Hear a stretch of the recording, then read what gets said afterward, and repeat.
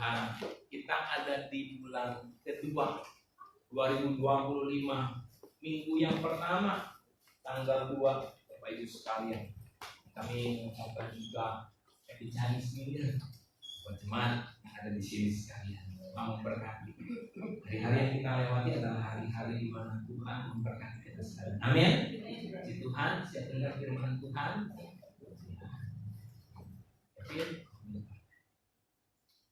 Kita bicara di bulan Februari adalah hidup sebagai pelaku firman. Sama-sama katakan, hidup sebagai pelaku firman. Berat gak sih? Lebih enteng, lebih gampang, lebih encer, lebih gampil jadi pendengar. Tapi kalau jadi pelaku firman, harus ada yang namanya segala daya upaya yang harus dikeluarkan.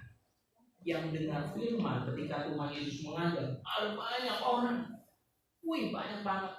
Tetapi ketika yang ambil keputusan untuk sungguh-sungguh jadi murid Kristus, dan sebagian dari mereka mulai perlahan-lahan mundur. Firman yang diterima, pengajaran yang diterima keras. Mereka nggak kuat dengannya. Mereka milih mundur. Pada sore hari ini kita baca firman Tuhan dan dalam berkat di dalamnya. Bukan Lukas pasal 11 27 sampai dengan 28. Buka Lukas 11 ayat 27 sampai 28. Kalau Bapak Ibu sekalian punya batasan Alkitab, baca Alkitabnya. Kalau enggak, foto gambarnya. Tapi ingat, kalau udah difoto baca ulang. Kalau enggak, memorinya penuh loh. Apa yang lagi memorinya penuh. Saya baca 27 28. Ketika Yesus masih berbicara, berserulah seorang perempuan dari antara orang banyak dan berkata kepadanya, "Berbahagialah ibu yang telah mengandung engkau dan susu yang telah menyusui engkau."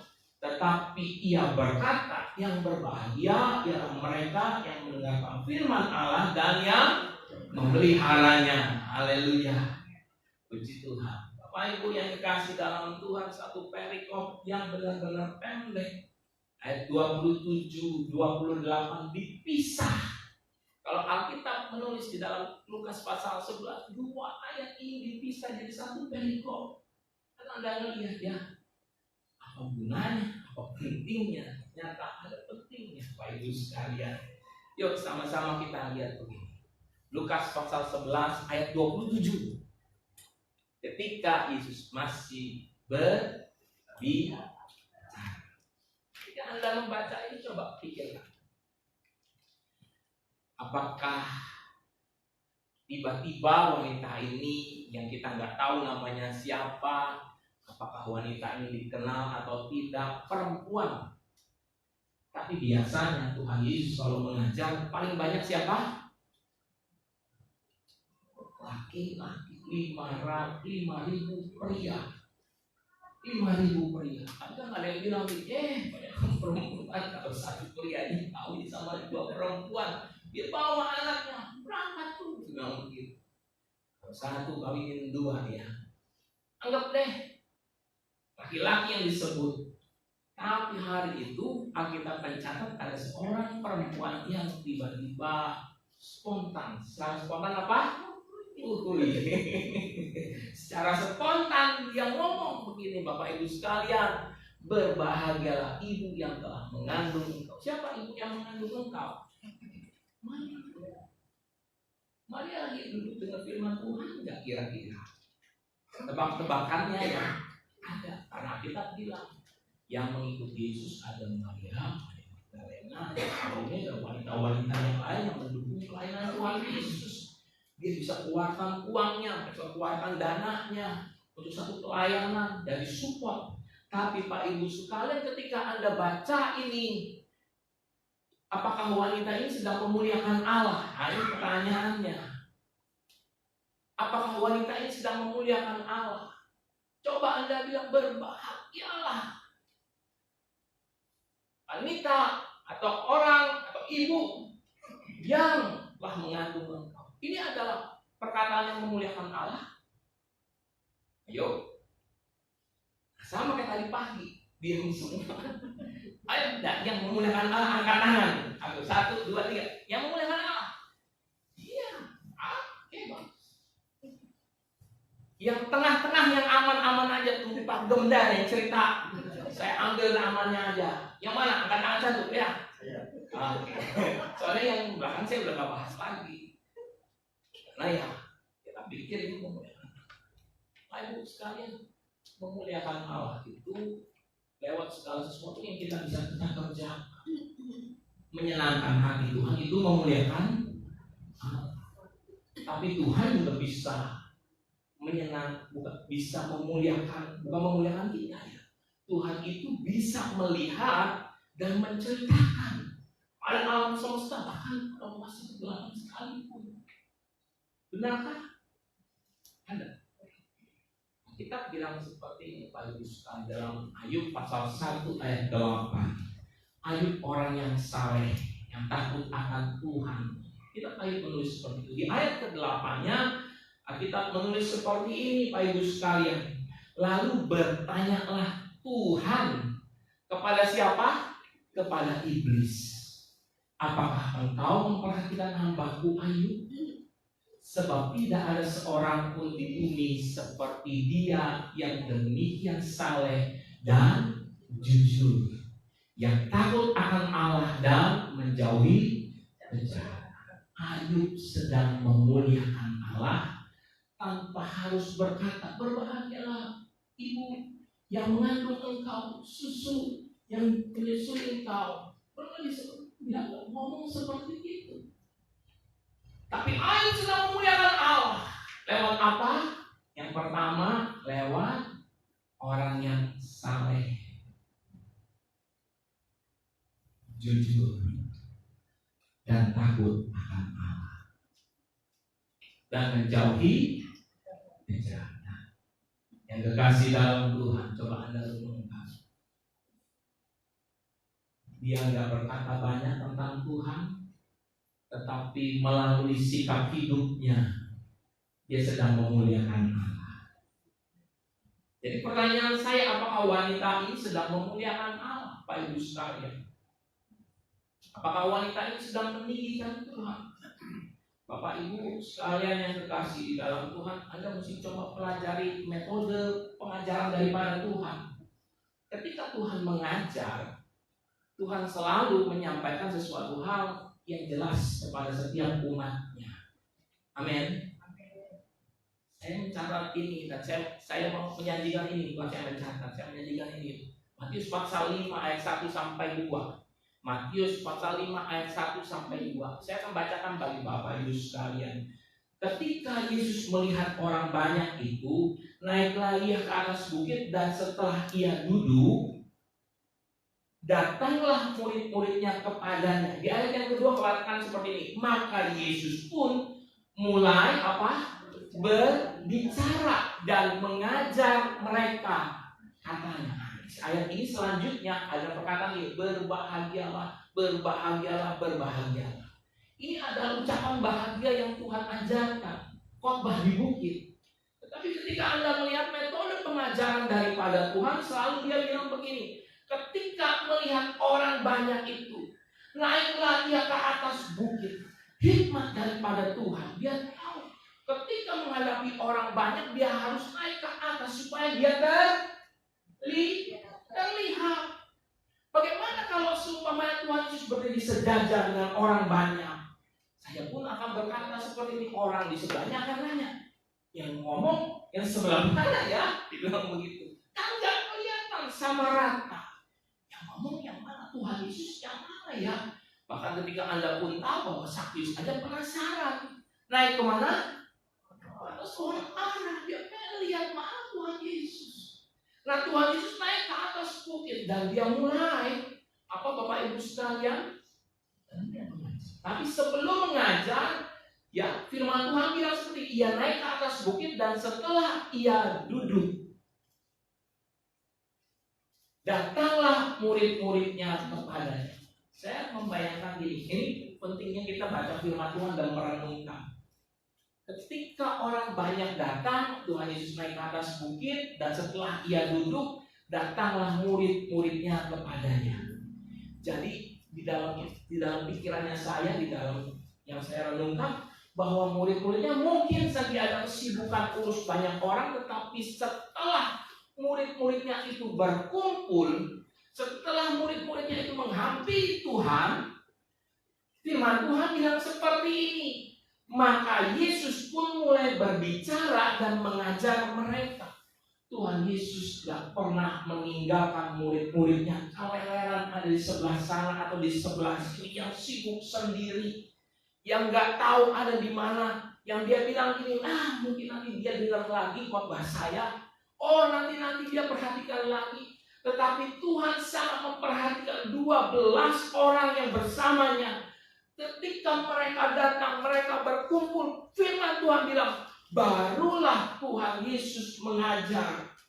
Bapak Ibu sekalian, harus berkata kepada kita sekalian, bahwa ketika Tuhan mengajar, Tuhan adalah orang yang bertanggung jawab banget sama murid-muridnya.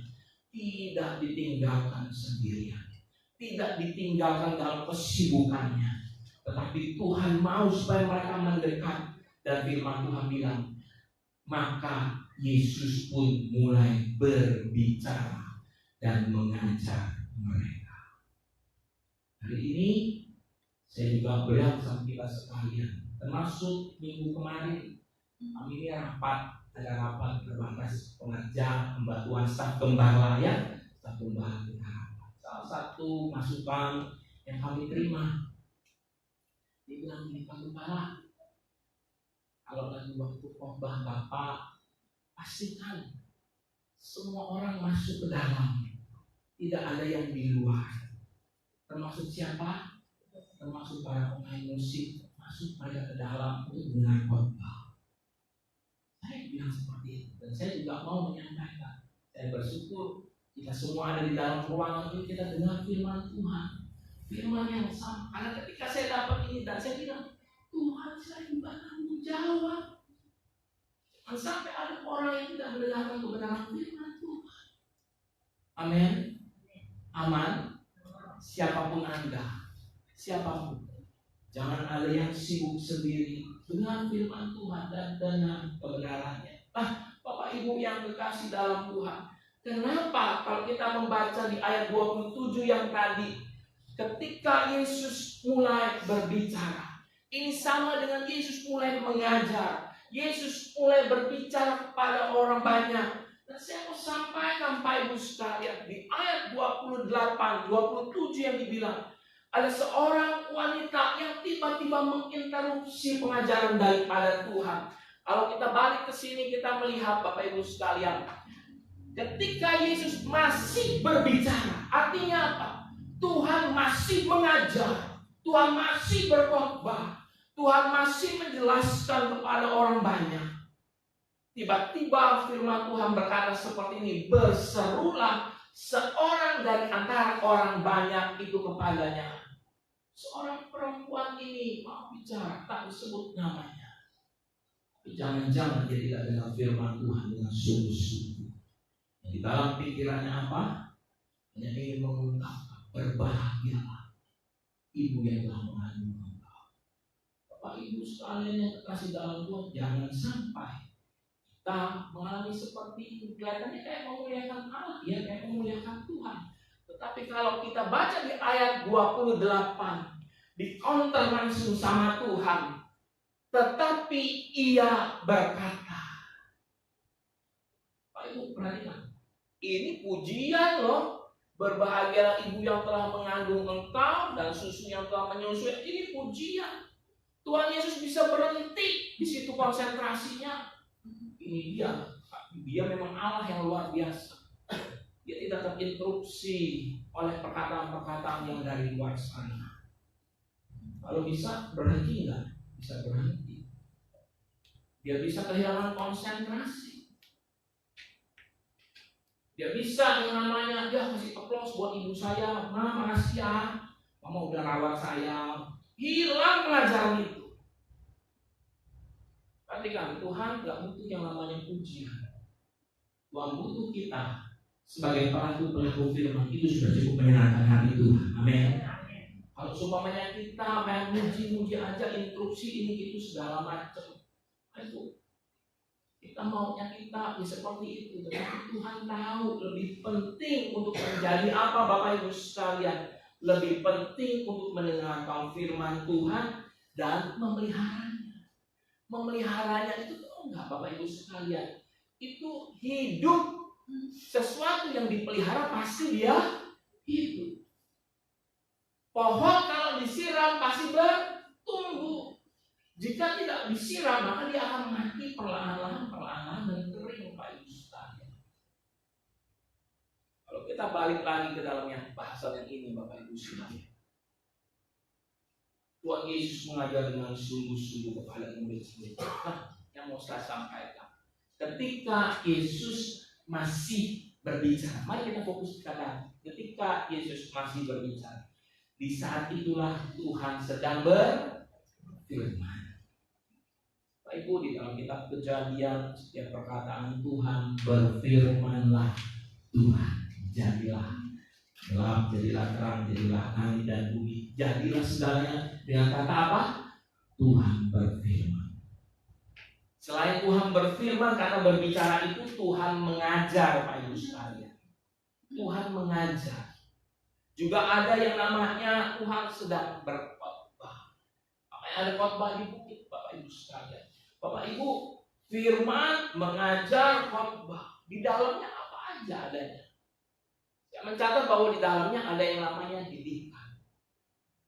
Pasti Tuhan mendidik umatnya supaya apa? Kita ngerti, kita tertib, kita paham. Dididik.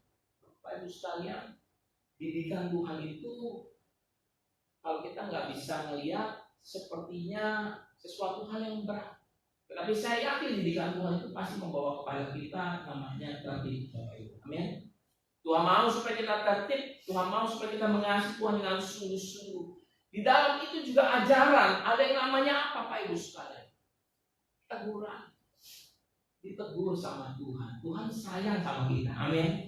Bilang sama kiri kanannya, Tuhan sayang. Kalau Tuhan tegur, berarti Tuhan sayang. Nabi-nabi udah dikirim.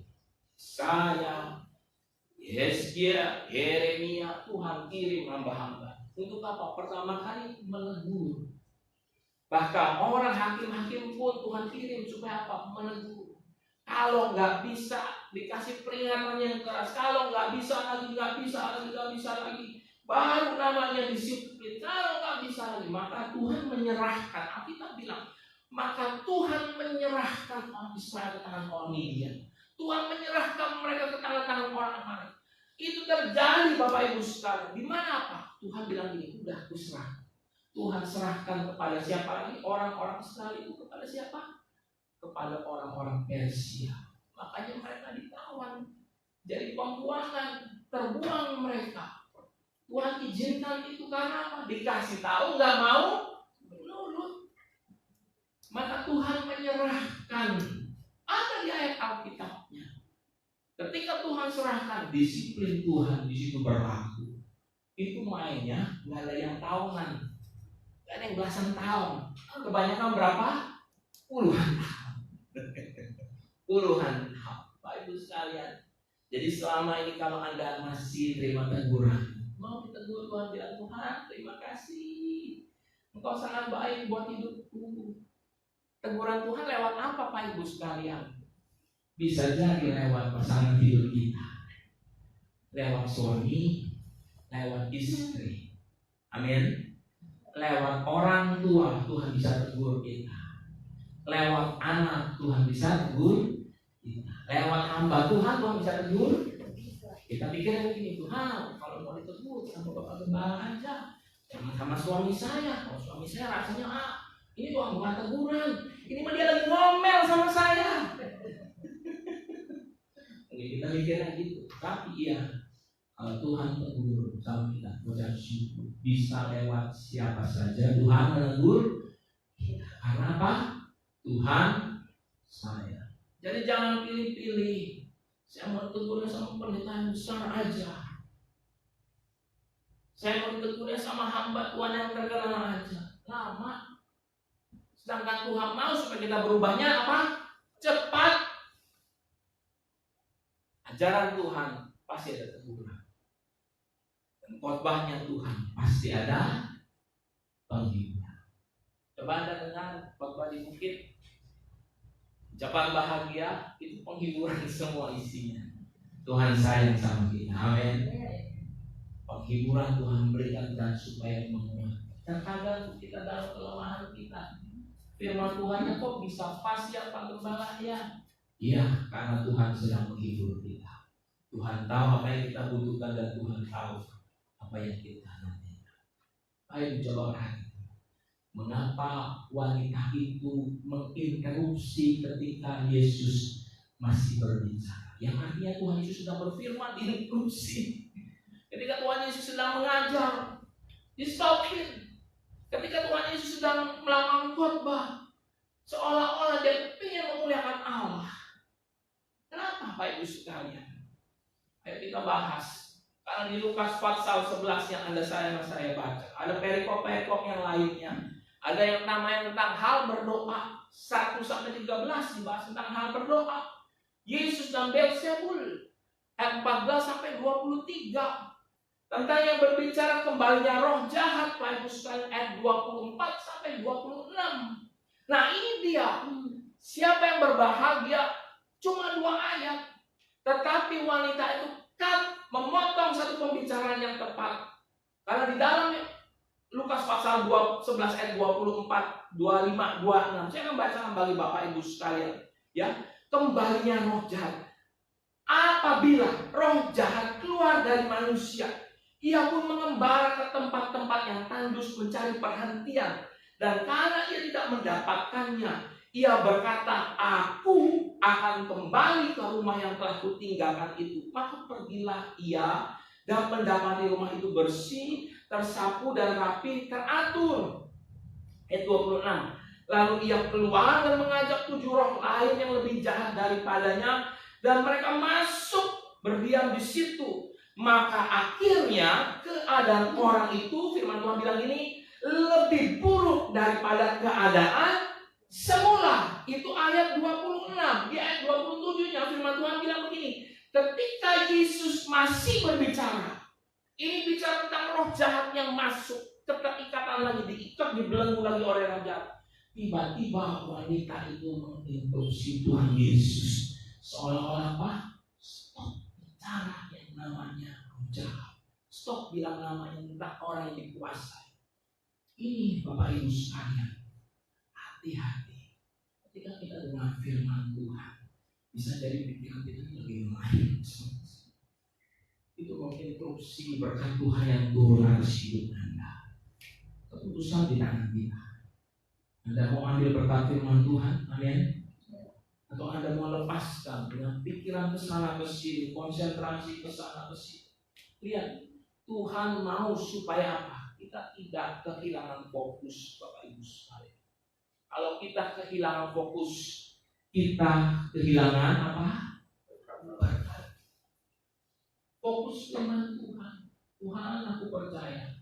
Ketika aku dengar firman, aku diperbaharui di dalam Engkau. Ketika aku dengar firman, aku sedang mengikat komitmenku kembali untuk mengasihi Tuhan. Jangan sampai kita kehilangan fokus kita. Bapak Ibu yang kekasih dalam Tuhan, sepertinya ketika kita melihat kita kehilangan fokus, hal gampang kok Pak, kan ada rekaman, tinggal diputar ulang aja, tinggal dengar dari catatan aja. Kan dari 40 menit Bapak bicara belum tentu semuanya saya dengar. Ada bagian-bagian tertentu yang saya ingat. Bisa jadi ada perkara seperti itu. Tapi mari ketika dengar firman Tuhan, jangan biarkan kita buka celah supaya kita kalah.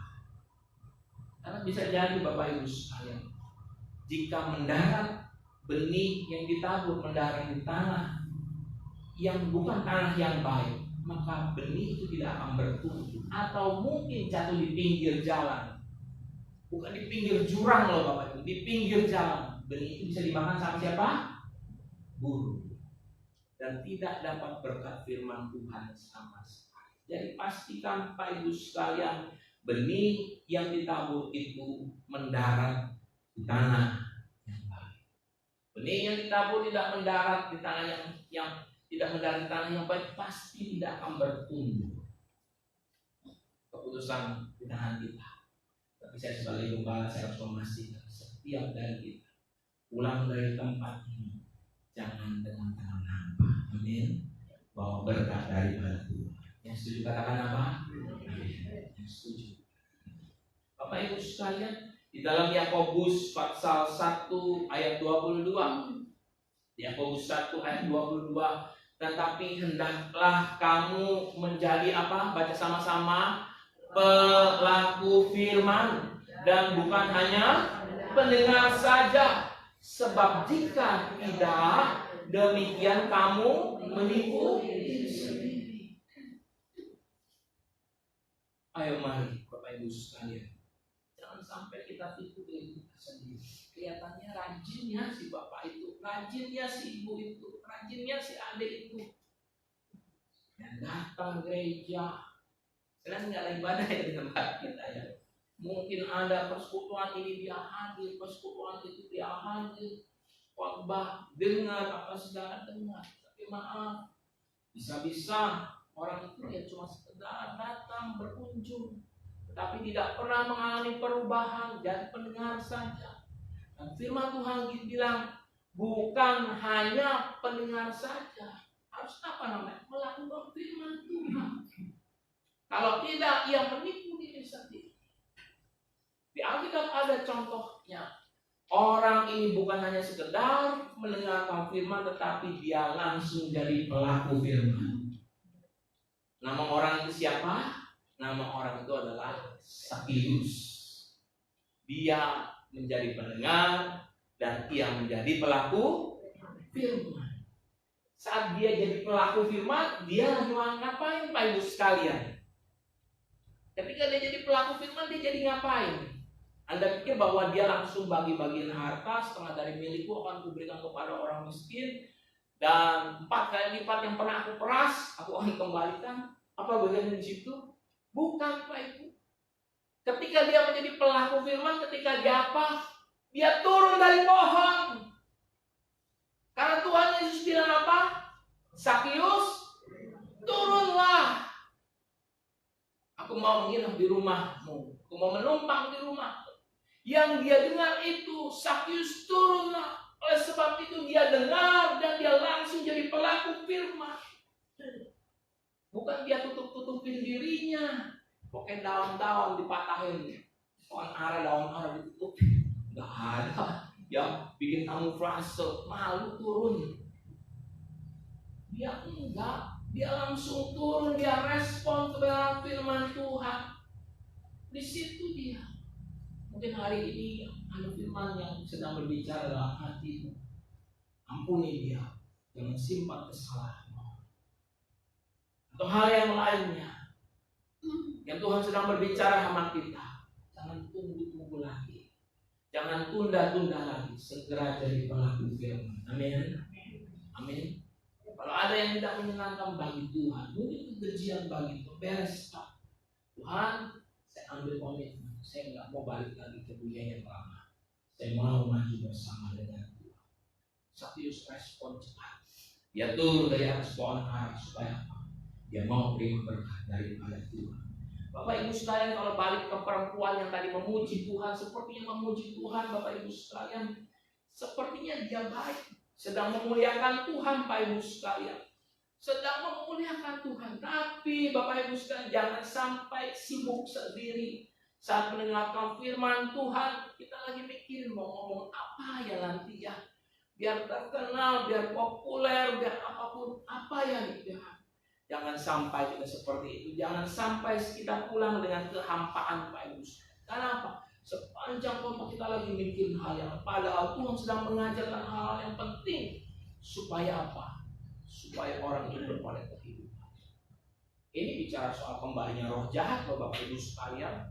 Mereka terikat, mereka yang namanya dikungkung, mereka yang namanya dibelenggu, mereka yang namanya dijajah. Hidup di dalam roh jahat itu dibalik lagi. Ketika roh jahat masuk lagi diajak 7 temannya. Kalau dulu gendeng, sekarang gendeng begitu. Kalau dulu gila, sekarang gila, lebih gila lagi daripada dulu. Semua lebih rusak karena dia bawa 7 temannya yang lebih jahat daripadanya, Bapak Ibu sekalian. Bayangkan. Ini bicara tentang hal yang jahat, Bapak Ibu sekalian. Ketika kita tidak pernah mengasihi Tuhan. Pak Ibu, ini yang juga dialami sama Rasul Paulus. Dialami sama Rasul Paulus. Ya, di dalam Kisah Para Rasul 16 ayat 16 sampai 18. Yuk buka Alkitab kita, Kisah Para Rasul 16 ayat 16. Saya akan bacakan bagi Bapak Ibu sekalian. Pada suatu kali ketika kami pergi ke tempat sembahyang itu, kami bertemu dengan seorang hamba perempuan. Ya, perhatikan, perempuan juga yang mempunyai roh tenung. Dengan tenungan-tenungannya tuan-tuannya memperoleh penghasilan besar. Tenung itu bukan bikin baju ya. Itu namanya tenun, beda ya. Roh tenung. Dan di ayat selanjutnya ia mengikuti Paulus dan kami dari belakang sambil berseru, katanya, orang-orang ini adalah hamba Allah yang maha tinggi. Mereka memberitakan kepadamu jalan kepada keselamatan. Di ayat selanjutnya, hal itu dilakukannya beberapa hari lamanya.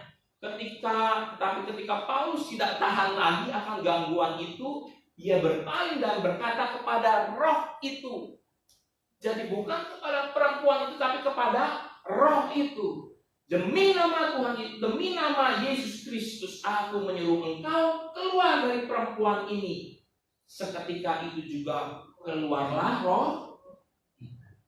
Bapak Ibu yang terkasih dalam Tuhan, Paulus mengalami juga seolah-olah sepertinya memudahkan pekerjaan Paulus. Nah, ini dibukti Pak Ibu. Sepertinya memudahkan pekerjaan Paulus. Karena apa? Dapat seorang perempuan yang kemana-mana Paulus melangkah dan rombongan itu melangkah, wanita ini secara tidak langsung firman Tuhan bilang apa?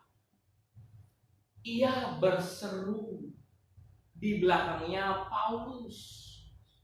Ya, diikuti dari belakang sambil berseru. Jadi kemanapun Paulus melangkah, masuk ke tempat ibadah, orang ini bersuara. Masuk ke pasar, orang ini bersuara dengan suara yang kuat dan dia berkata, orang-orang ini adalah hamba-hamba Allah yang maha tinggi. Mereka memberitakan kepadamu apa? Jalan kepada keselamatan. Bagus nggak Pak Ibu? Bagus nggak? Mau tunggu saya jawab? Mau tunggu saya jawab? Seolah-olah bagus. Seolah-olah bagus. Yang gak bagusnya di mana? Yang gak bagusnya karena wanita ini mempunyai roh tenung. Dia terikat hidupnya. Dia terbelenggu hidupnya. Dan Paulus tahu wanita ini terikat. Oleh sebab itu Alkitab bilang, Paulus berbicara kepada roh itu dan mengusir roh itu. Dia bukan memasarkan wanitanya, perempuannya. Sama seperti yang kembali roh jahat. Tuhan Yesus sedang mengajar. Ada interupsi. Ini juga diganggu. Ada interupsi. Karena ada roh yang meninggal. Pak Ibu, ayo jadi pelaku firman Tuhan. Bukan hanya sekedar menjadi pendengar, tapi pelaku firman Tuhan. Karena kalau Anda jadi pelaku firman Tuhan, saya mengatakan, Anda bebas, Anda tidak terikat oleh fase kegelapan karena ada firman yang di dalam hidupmu yang akan menerangi langkah kakimu. Dan ketika engkau berjalan, Tuhan menerangi hidupmu. Engkau tidak terikat, Pak Ibu sekalian. Engkau tidak terikat, engkau tidak dibelenggu. Dan Bapak Ibu sekalian perhatikan, Paulus juga punya batas sabar Pak Ibu sekalian ya. Hal itu dilakukan beberapa hari lamanya. Tetapi ketika Paulus tidak tahan lagi apa? Akan gangguan. Berisik kalau ada dia ya. kemana-mana nggak nyaman, kemana-mana nggak enak. Padahal kelihatannya pelayannya sedang dibantu, tapi dia nggak butuh bantuan ini. Dia lebih mengasihi orang yang dilepas oleh kuasa Tuhan. Jadi Bapak Ibu sekalian, Tuhan pun mau membebaskan kita. Amin. Bagaimana caranya? Tunggu Tuhan bebasin kita, atau kita bilang Tuhan, saya sudah dengar firman-Mu dan saya mau melakukannya. Anda juga bisa membebaskan dirimu sendiri dengan bantuan Tuhan. Karena apa? Minta sama Tuhan, bukan karena kuat bisa kita, tetapi karena Tuhan yang membawa. Dan kalau Anda perhatikan ini, sungguh Tuhan mengasihi kita. Tuhan tidak mau kita terbelenggu, ya. Bapak Ibu, sebelum saya akhiri, saya undang para pemusik maju ke depan.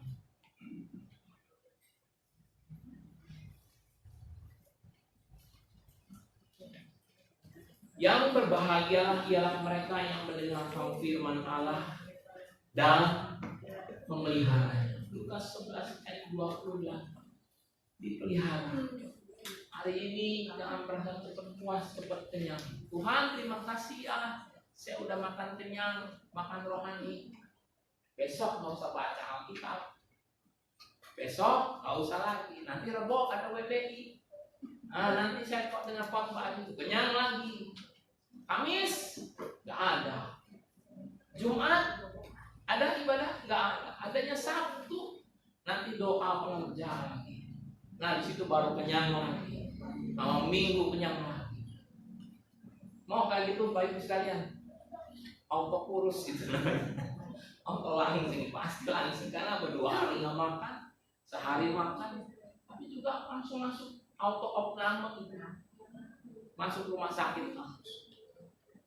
Firman Tuhan juga berkata, tetapi hendaklah kamu menjadi pelaku firman dan bukan hanya pendengar saja. Sebab jika tidak demikian, kamu menipu diri sendiri. Rugi Bapak Ibu kalau Anda menipu diri sendiri, seolah-olah rohani, seolah-olah baik. Tapi firman Tuhan di dalam Matius pasal 7 ayat 21. Firman Tuhan itu berkata apa? Bukan orang yang menyebut memanggil Tuhan, Tuhan yang akan masuk dalam kerajaan sorga, tapi yang menjadi pelaku firman. Ibu, ayo ucap syukur sama Tuhan. Tuhan inilah yang